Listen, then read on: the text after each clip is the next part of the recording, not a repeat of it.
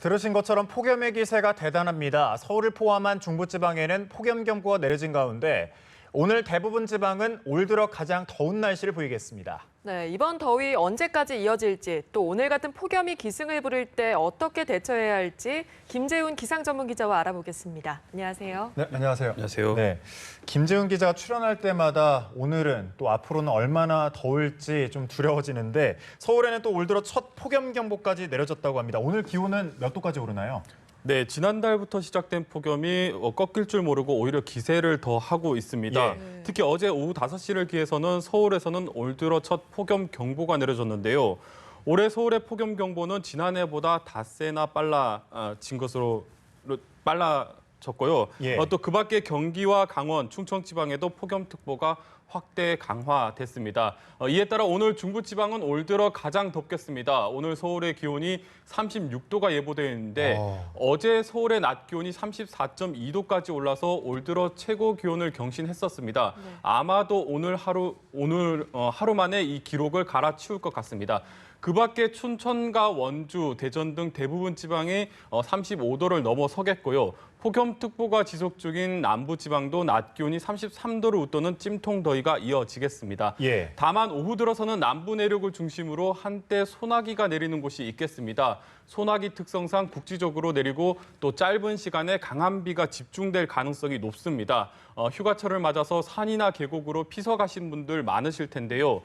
순식간에 물이 불어날 수가 있습니다. 날씨 예보 잘 챙겨보셔서 안전사고 나지 않도록 각별히 좀 주의를 하셔야겠습니다. 예. 네, 각별히 좀 주의를 해야겠군요. 보통 여름 하면 대구나 영남 지방이 좀 더위로 유명하잖아요. 그런데 올해는 중부 지방이 더 덥다 이런 얘기가 나오는 것 같습니다. 그 이유가 뭔가요? 그러니까요. 네, 이틀 전까지만 해도 남부 지방을 중심으로 좀 폭염이 기승을 부리면서 좀 예. 펄펄 끓었습니다. 아무래도 무더운 공기들이 한반도 남쪽에서 몰려오다 보니까 남쪽 지방이 좀 더 더웠었는데요. 하지만 오늘부터는 중부 지방의 폭염이 더 심해집니다. 물론 남부 지방도 계속 덥겠지만 중부 지방의 기온이 오늘은 더 올라가겠습니다. 이처럼 폭염의 중심이 남부에서 중부 지방으로 옮겨간 것은 중국발 열파가 원인입니다. 현재 중국 북부와 시베리아 남부 지방이 평년보다 5도나 높은 기온을 보이고 있는데요.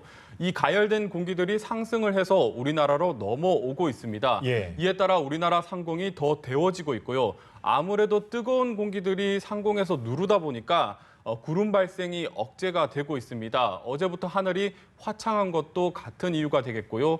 여기에 지상으로는 산맥을 넘어오는 뜨거운 동풍, 그러니까 팬 현상까지 겹치면서 기온이 더욱 올라가게 되고 또 더위가 극심해지고 있습니다.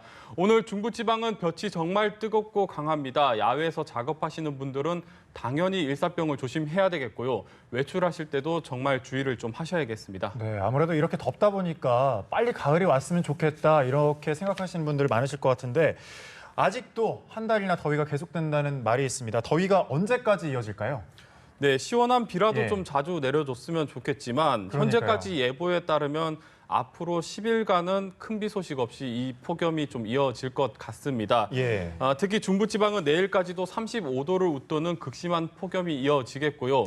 주말부터는 기온이 조금 내려가긴 하겠지만 여전히 33도를 웃도는 찜통더위는 지속될 것으로 예상이 되고 있습니다. 예. 남부지방 역시 지금처럼 폭염특보가 이어질 가능성이 높겠고 열대야도 계속 기승을 부리겠습니다. 당분간 더위 대비 잘 하셔야 되겠고요. 다만 주말까지는 소나기가 주로 남부지방으로 집중이 되지만 다음 주부터는 다시 전국적으로 소나기가 내릴 가능성이 있습니다. 네. 앞서 한번 전해드렸지만 여름철 소나기는 사실상 국지성 호우라고 볼 수가 있겠고요. 예. 특히 올해는 북태평양 고기압의 위치가 상당히 동쪽에서 확장을 하면서 한반도 쪽으로 수증기가 원활하게 공급될 수 있는 용이한 위치에 위치하고 있습니다. 즉 언제든지 대기가 불안정해지면 강한 소낙구름이 만들어질 수가 있는 거고요.